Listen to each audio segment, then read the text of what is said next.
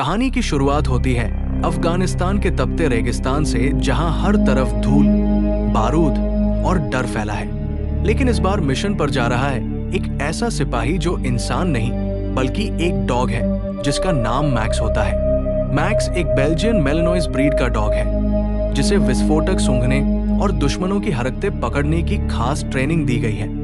और आज वो अपने साथी सोल्जर्स के साथ अफगानिस्तान के एक खतरनाक टेररिस्ट इलाके में मिशन पर जा रहा था। उसका हैंडलर और सबसे करीबी दोस्त कायल विनकॉट नाम का आर्मी ऑफिसर है, जो मैक्स पर अपनी जान से भी ज्यादा भरोसा करता है। दोनों की जोड़ी इतनी परफेक्ट थी कि कई खतरनाक मिशन उन्होंने साथ में पूरे किए थे। इस बार भी जब कायल और उसकी टीम एक गांव में पहुंचती है, तो अब यहाँ के लोगों ने आर्मी को देखते ही उनके खिलाफ नारे लगाने शुरू कर दिए और दूसरी मैक्स अपने इशारों से कायल को एक घर की तरफ ले जाता है। अंदर जाकर एक कारपेट को सूंघने लगा और उसने उस कारपेट के नीचे बनी वो खुफिया जगह ढूंढ ली, जिसमें कि गैर कानूनी बंदूकें और हथियार छिपाए गए थे, जिससे ये साबित हो गया था कि इस इलाके के ये लोग आतंकवादियों को हथियार सप्लाई करते थे।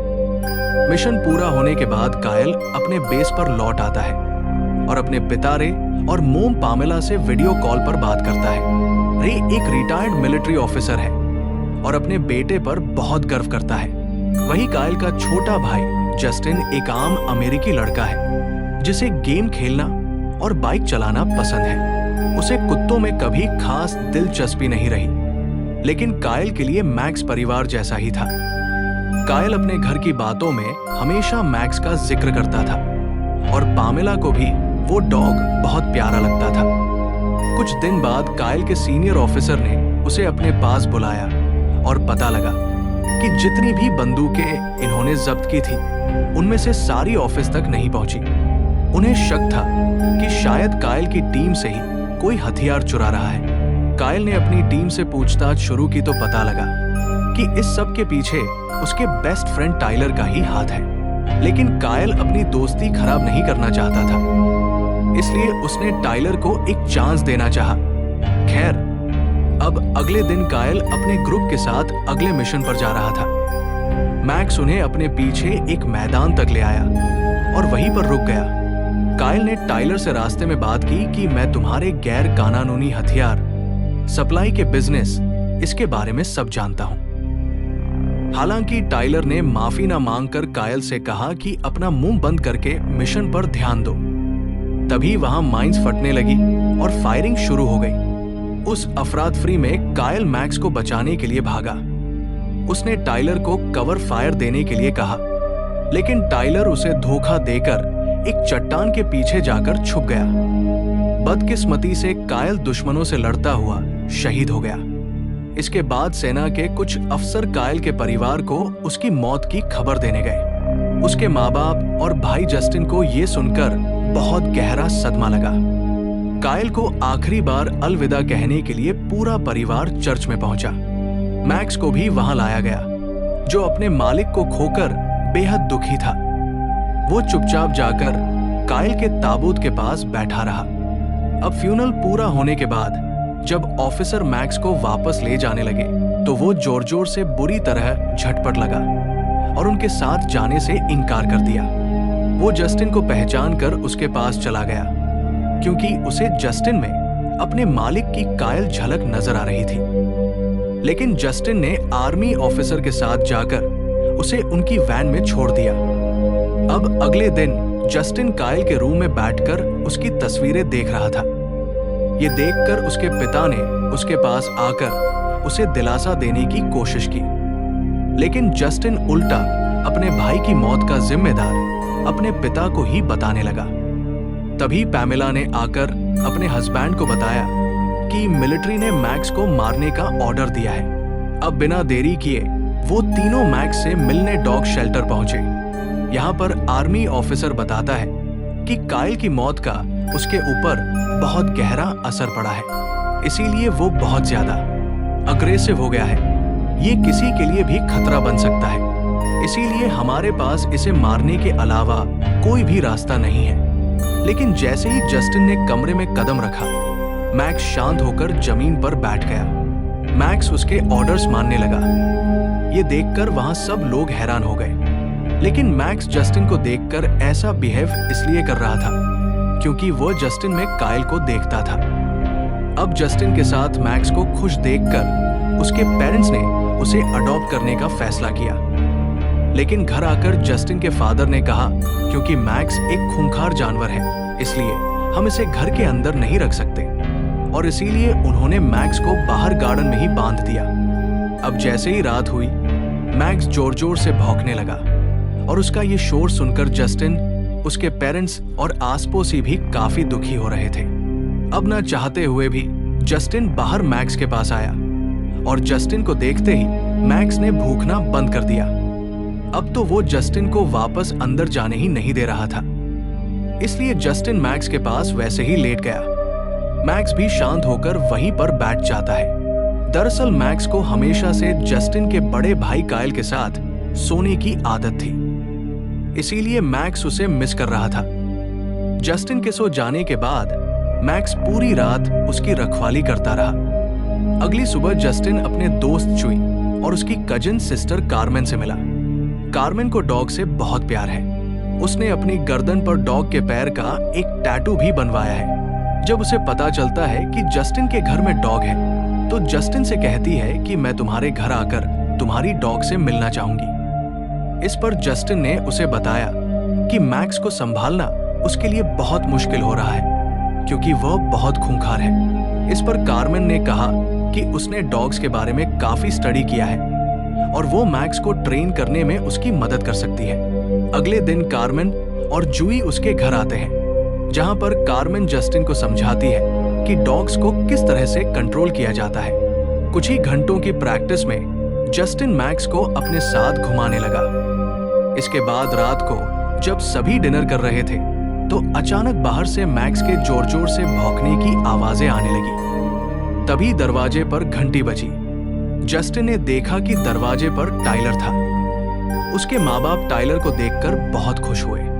टाइलर ने बताया कि एक मिशन के दौरान उसे काफी चोटें आई थी, इसलिए वो कुछ दिनों की छुट्टी लेकर घर वापस आया है। बाद में जब वो लोग टाइलर को मैक्स से मिलाने ले गए, तो मैक्स उसे देखकर जोर जोर से भौंकने लगा और आपे से बाहर हो गया।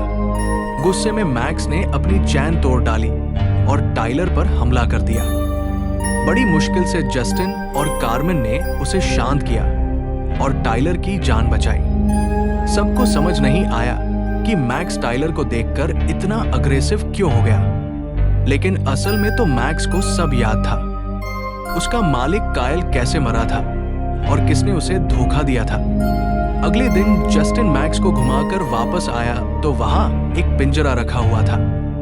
उसकी मां ने बताया कि ये पिंजरा मैक्स के लिए है, ताकि वो किसी और पर हमला ना कर सके। रात में मैक्स को घर पर ही छोड़कर जस्टिन अपने मॉम और डैड के साथ परेड देखने के लिए जाता है, जहां पर बहुत सारे क्रैकर्स भी फट रहे होते हैं। जस्टिन को मैक्स की याद आना शुरू हो जाती है। वो उसकी चिंता करता है, क्योंकि उसे पता है कि कहीं ना कहीं वो पटाखों की आवाज से डरा हुआ होगा। वो भागता हुआ वापस अपने घर आता है, जहां पर मैक्स सच में बहुत ज्यादा डरा हुआ था।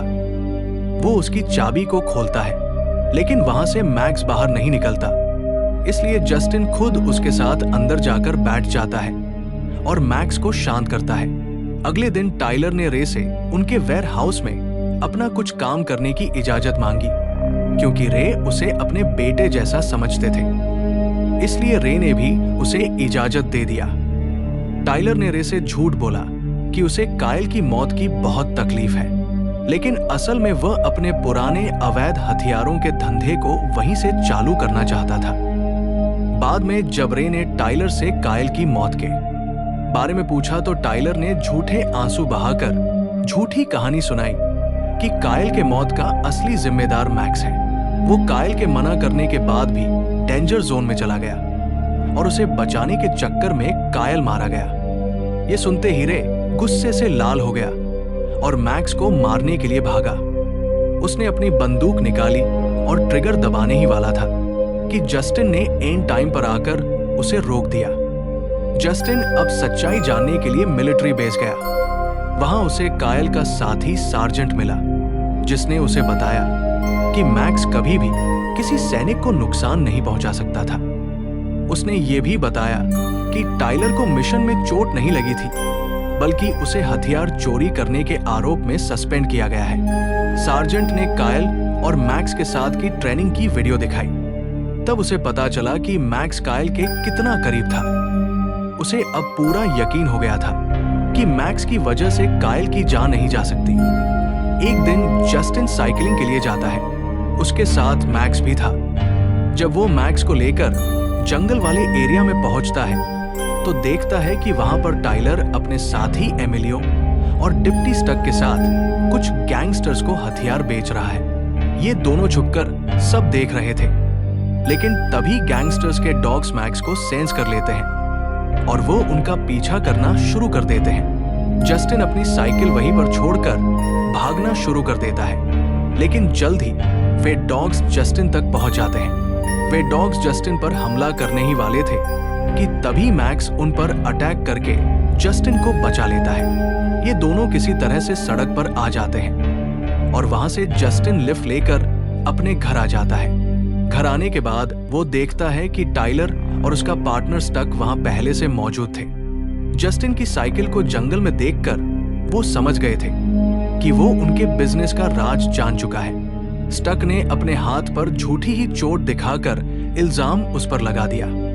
उन्होंने जस्टिन के माँ बाप से शिकायत करके कहा कि वो जल्द से जल्द मैक्स को कहीं दूर भेज दे। जब जस्टिन नहीं माना तो टाइलर उसे अपने साथ अकेले में ले आया और उसके पूरे परिवार को जान से मारने की धमकी दी। अपने परिवार की जान बचाने के लिए जस्टिन मैक्स को भेजने के लिए राजी हो गया। कुछ ही देर में डॉग शेल्टर के लोग आकर मैक्स को ले गए। जस्टिन इसके बाद हमेशा चुपचाप रहने लग गया था। जस्टिन के पिता उसके पास जाते हैं और पूछते हैं कि तुम्हें क्या हुआ है, अगर कोई बात है तो हमसे बताओ। लेकिन जस्टिन उन्हें कुछ नहीं बताता। जस्टिन के पिता को अब टाइलर पर भी शक हो रहा था, इसीलिए वो अपने वेयर हाउस की तरफ जाते हैं तो देखते हैं कि टाइलर स्टक के साथ एक बॉक्स को गाड़ी में रख रहा है जिसके अंदर हथियार है। पर इससे पहले कि वो कुछ कहें, इनका साथी एमिलियो उन्हें गन पॉइंट पर लेकर किडनैप कर लेता है। उधर मैक्स डॉग शेल्टर में कंट्रोल से बाहर हो रहा था और वो सिक्योरिटी गार्ड्स पर हमला करके सब कुछ चकमा देकर वहां से भाग गया। इधर पाम कि वो आज रात अपने हंटिंग हाउस में रुकेगा, लेकिन पामेला के मुताबिक उनका कोई हंटिंग हाउस था ही नहीं। इस पर उन लोगों को शक हुआ और जस्टिन समझ गया कि टाइलर ने ही कुछ किया होगा। इसलिए जस्टिन ने कर्मेन और मैक्स के साथ मिलकर अपने पिता को खोजने का फैसला किया। पर पूरी रात ढूंढने के बाद भी इन्हें जस्टिन के पिता नहीं मिलते। अगली सुबह जब ये जंगल के बीचों बीच जाते हैं, वहां से जब वो लोग नीचे झांकते हैं तो उन्हें टाइलर दिख जाता है जो हथियारों की डील कर रहा था, और वही गाड़ी में रे भी दिख जाते हैं। जब तक जस्टिन टाइलर पर नजर रखे हुए थे, कार में इन जल्दी से पुलिस को बुलाने चली गई, लेकिन टाइलर के कुत्तों ने जस्टिन को सूंघ लिया और उन पर हमला करने के लिए भागे। पर एक बार फिर से मैक्स उन पर हमला करके उन्हें हरा देता है। टाइलर को भी पता चल जाता है कि आसपास जस्टिन है, इसलिए अपने साथी एमिलियो के साथ वो जस्टिन को मारने के लिए निकल पड़ता है। रे ने भी मौका देखकर स्टक पर हमला करके खुद को आजाद कर लिया। जल्द ही मैक्स और जस्टिन भी वहां पहुंच गए। जस्टिन को देखकर उसके पिता बहुत ज्यादा खुश होते हैं और वो कहते हैं कि टाइलर हमारे पीछे है, इसीलिए हमें अलग अलग रास्तों से यहाँ से निकलना होगा। दोनों जंगल के अलग अलग रास्तों से निकलना शुरू कर देते हैं। थोड़ी देर बाद वहां स्टक को होश आ जाता है, जिसके बाद गाड़ी से वो इनका पीछा करना शुरू कर देता है। जल्द ही वो रे के सामने होता है, पर इससे पहले कि वह रे को गाड़ी से कुचलता रे ने उस पर गोलियां चलानी शुरू कर दी, जिससे उसकी गाड़ी का बैलेंस बिगड़ जाता है और गाड़ी नीचे खाई में गिरकर ब्लास्ट हो जाती है और स्टक की मौत हो जाती है। उधर दूसरी तरफ टाइलर ने जस्टिन को पकड़ लिया। वो उसे जान से मारना चाहता था, क्योंकि जस्टिन की वजह से उसकी बनी बनाई डील खराब हो गई। वो जस्टिन को गोली मारने ही वाला था कि तभी उसके ऊपर मैक्स हमला कर देता है। इस हमले में टाइलर के साथ मैक्स भी ब्रिज से नीचे गिर जाता है। टाइलर की तो वहीं पर मौत हो जाती है, लेकिन मैक्स अब भी जिंदा है, पर वो बहुत जख्मी हो गया है। तभी कार्मेन पुलिस के साथ पहुंच गई और बाकी सारे बदमाश पकड़े गए। अगले दिन दिखाया जाता है कि मैक्स पूरी तरह से ठीक है और जस्टिन की फैमिली उस पर बहुत खुश है, क्योंकि उसी की वजह से जस्टिन और रे की जान बच पाई है। अब वो फैसला करते हैं कि मैक्स को अपने साथ अपने घर के अंदर ही रखेंगे। आखिर में जस्टिन और मैक्स कायल की कब्र पर खड़े थे। जस्टिन ने कायल का शुक्रिया अदा करके पहली बार उसे सैल्यूट किया और इसी के साथ ये कहानी खत्म हो जाती है। क्या आपके पास भी ऐसा कोई पेट है जिसे आप अपने परिवार का हिस्सा मानते हैं? कमेंट में जरूर बताना। और वीडियो पसंद आई हो तो वीडियो को लाइक करके चैनल को सब्सक्राइब जरूर कर